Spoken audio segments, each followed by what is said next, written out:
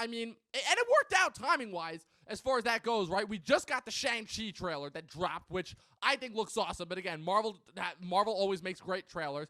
It's just impossible. We just can't escape it. As much as we try, we cannot fucking escape it because, as it turns out, when I was doing my research into it, it turns out that the directors of this movie, Justin Benson and his writing partner, Aaron Morehead, are the guys that are directing Moon Knight next year for Marvel.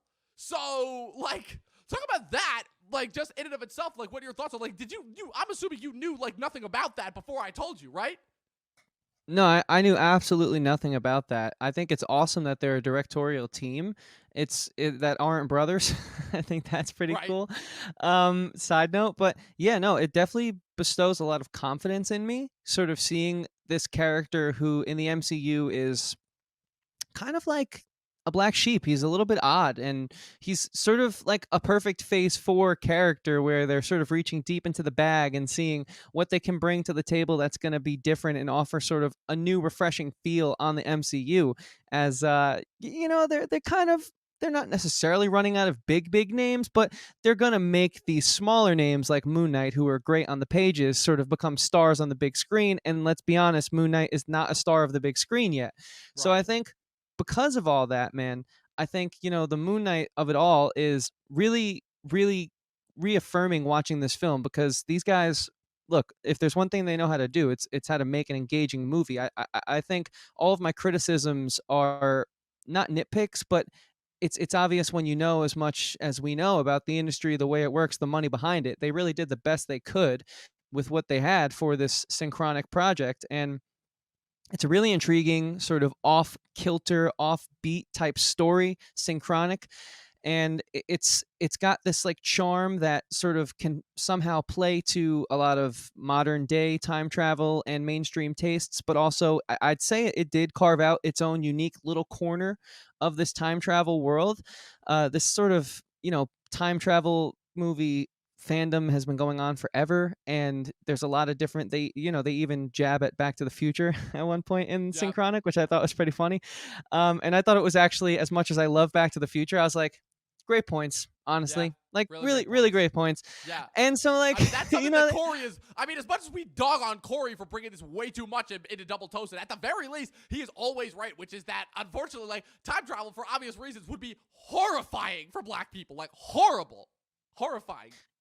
Yeah, and like exactly. They did a great job of offering so many different refreshing, not only just like social takes on sort of the time travel franchise with all that Anthony Mackie has to go through traveling back in time, but just sort of like different perspectives, which I think is something that's highly sought after right now. I mean, look at Shang-Chi blowing up because it's finally something different. We're gonna get some like solid Asian lead role representation in the MCU. And Finally. dude, these guys handled these characters really well. They handled this situation well. And Moon Knight is such an oddball.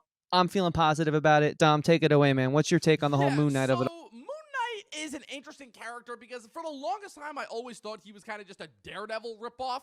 Kind of, I'm like, what is this guy? Like, he dresses like the moon. He worships an Egyptian god. Like, what does this guy do?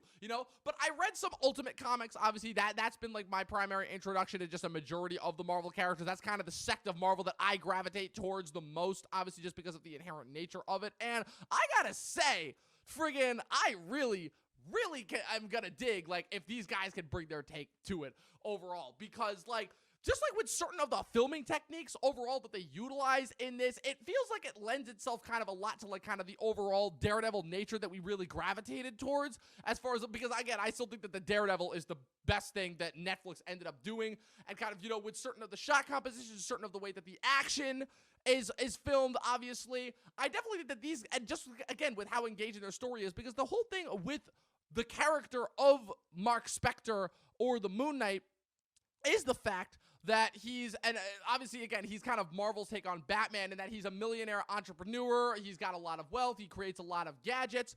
But the whole thing is that he's actually got like a multiple personality disorder. He's a former boxer, Marine, CIA operative, and mercenary. He was found near death, after being betrayed by his employer when they stumbled upon an archaeological dig. And as he lay dying, he was actually approached by the Egyptian moon god Khonsu, who offered him a second chance at life in exchange for being his avatar on Earth. So basically, this guy when he needs to power up, for lack of a better word, pun intended, he ends up channeling the spirit of this Egyptian god in order to kind of like become this alternative superhero. So it's almost like taking the best of everything that I really like about certain Marvel characters and properties and sort of channeling it all into like these filmmakers, like it within the nature. It feels like it aligns itself really well with the nature of these filmmakers and kind of what they go for. And again, like the fact that Oscar Isaac is playing this character, it definitely feels like Marvel is trying to give him a leg up, after he was done so dirty by Star Wars overall. Plus the obvious fact that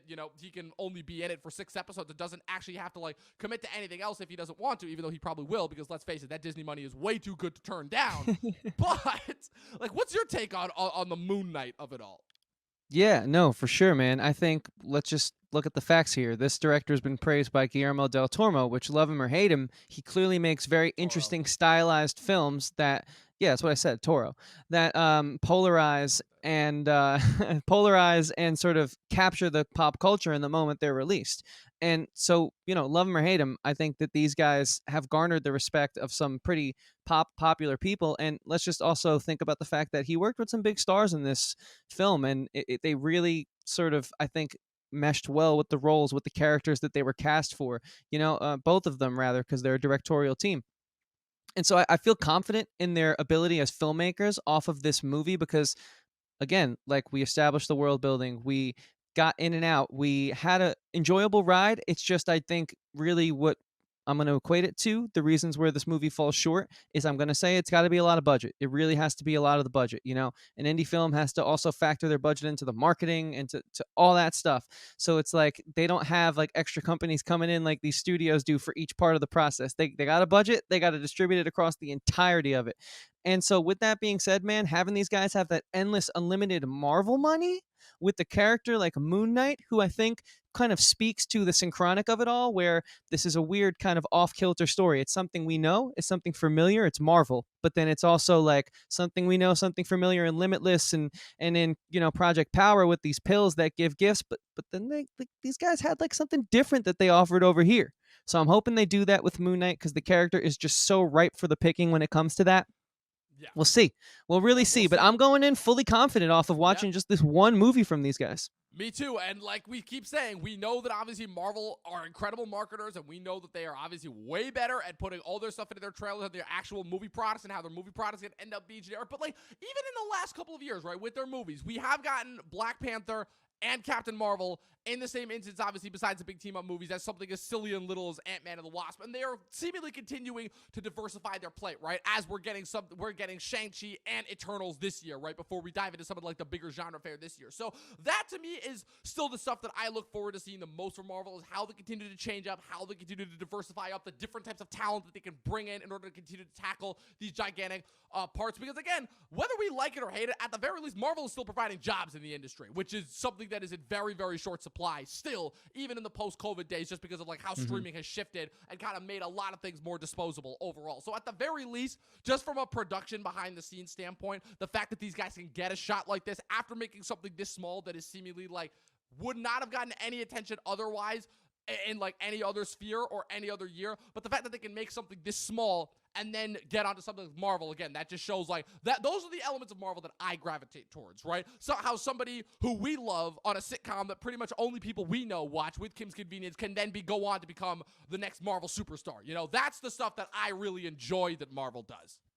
Yeah, no, I agree, and I guess the last sort of thing I have to offer in this whole topic is it's one of those sort of things where I think it's going to be interesting to see them apply this to a series. I think that the budget, it's going to be there. I think just everything that they weren't able to do with Synchronic, which was already a very fine film, it's going to be so heightened, and Right. I really feel like these guys are going to be potentially household names because look, Yup. guys, you know that I'm always bagging on Marvel, but it's just because I want them to do better. And so seeing this film and seeing the character that they were given and the choice that Marvel went with for the directors to take Moon Knight and sort of bring it to us, it seems like we're finally getting that sort of dare to be better, dare to try something Yeah. different that I want a studio with that much power to employ. So I'm looking forward to it.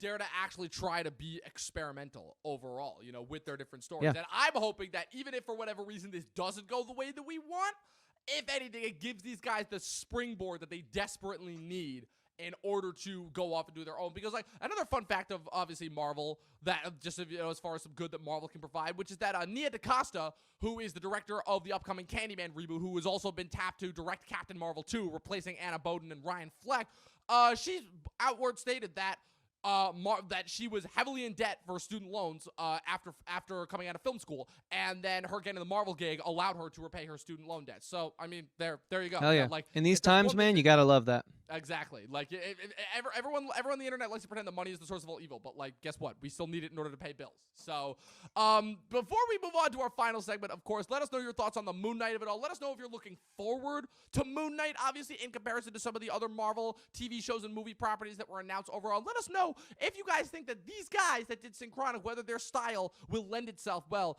to the character of